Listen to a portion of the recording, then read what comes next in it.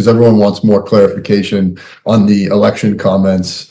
Yeah, well, I do have to kind of leave that up to Bashar because he is going to explain what it is that he said and why he said it.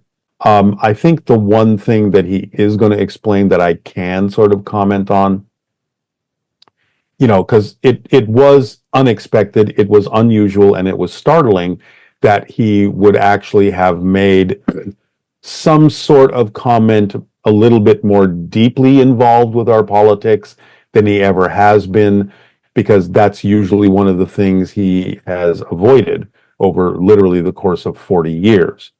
And so I think a lot of people were taken aback and startled by it, surprised by it. But here's the thing, and I know he'll talk about this, but I'm just going to offer this. We're going to have open contact very soon. Do people not think the ETs are going to get involved in our politics? Of course they will. They're going to get involved in every aspect of our society. The fact that he actually checked in with someone and asked the audience if it was okay for him to say something is the closest he could come to an indication that we are getting closer to open contact. That's why he could say anything at all. And the fact that he could say anything at all is an indication that people have to realize that when ETs are presented to us openly and are involved openly with our society, they're going to be involved in every aspect of society. So people need to get used to the idea that our politics may change according to the way we interact with ETs, and they may be very willing to comment on our societal structure when they're here and help us go through whatever changes need to happen. So I take it as a sign that contact is very close, that he was actually able to say even that much at this point, because it's an indication that they're not just going to be here and stand around with their arms crossed and watch us go through the same things we've always gone through. They're going to get involved. So I think humanity has to get used to the idea that ETs are going to be involved in our politics, our sociology, our spirituality, our economics, our technology, every phase of our society. So this is what open contact, at least one aspect of it, means. It's not just all, okay, we're all just going to hold hands and sing Kumbaya. It's we're going to re-engineer the world in a very positive way. And that means they have to be able to comment on what's happening here. And people can't freak out about that. Wow. Your highest joy, and this goes generally, first of all, for all of you, is to be yourself as best as you know how. In following and acting on your highest joy does not have to be a big mystery, does not have to be a complicated issue, does not have to necessarily represent itself as a lifelong career or project. Start simple, with simple steps. If you have no overwhelming project or career in mind or anything of that nature, then start moment to moment. Following your highest joy then entails nothing more than this.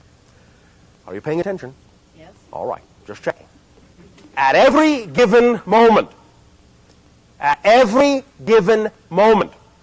you have available to you a number of options of things you could choose to do, don't you? Yes. All you have to do is pick the one that has the highest level of excitement in it and do it to the best of your ability. That's all you have to do. And in the next moment, take another assessment. What out of all the options available to me right now is the option and the opportunity and the situation and the circumstance and the direction that contains the highest amount of excitement and joy? And when you have determined what that is, take whatever action you are capable of taking on it as far as you can take it to the best of your ability. And when you can take it no farther, again, ask yourself, out of all the options available to me now, what is the direction that contains the highest joy? And when you find out what that is, take that action to the best of your ability and keep doing that for the rest of your life. Because excitement is the thread that leads you to all other excitement. That is the energy that leads you to yourself. Regardless, important, regardless of how it looks. regardless of whether you think it's connected to something you're supposed to be doing or not. Regardless of its outward appearance, because you already know you can't judge a book by its cover. Excitement is the content that lets you know this thing here now is you. Do it. Because by doing it, you are making a statement to the universe full of conviction that it is you. And then the universe can support who you actually are, rather than supporting who you've been told you have to be. You follow me? Yes. Now, one thing you must also understand. Sometimes, because we know how you have been taught, and this goes for all of you, I'm not just talking to you personally, you must allow yourself to be honest as to whether you're actually experiencing excitement or anxiety. Because sometimes many of you will go, oh yes, this excites me. And in fact, what you're actually doing is running away from your excitement. And you're actually following something out of anxiety. But you all know the difference when you're honest with yourself, because you know they feel different. And in actual fact, they are the same energy. Your energy, your natural energy, is experienced by your body as the sensation you call excitement. When you flow that energy through belief systems that are in alignment with your harmonious natural self. You feel the very same energy as anxiety and fear when you flow your energy through belief systems that are out of tune, out of harmony with your natural self. And that's what fear is for. To tell you, hey, you're feeling fear because you are running your energy through belief systems, beliefs that you have, definitions that you have about the situation that are out of alignment with your true harmonious self. So find out what those definitions are, change them into definitions that you would prefer to have, run your energy through those, and then your relationship with the circumstance will be harmonious and joyful.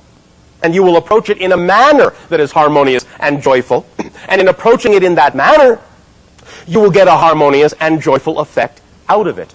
And this is the reason we suggest you to read the book known as The Higher Mind Calling, so that these ideas get cemented in your subconscious mind. Is this making some physical sense to you? Yes, it's getting a little excitement going. Oh, all right. That's the whole point.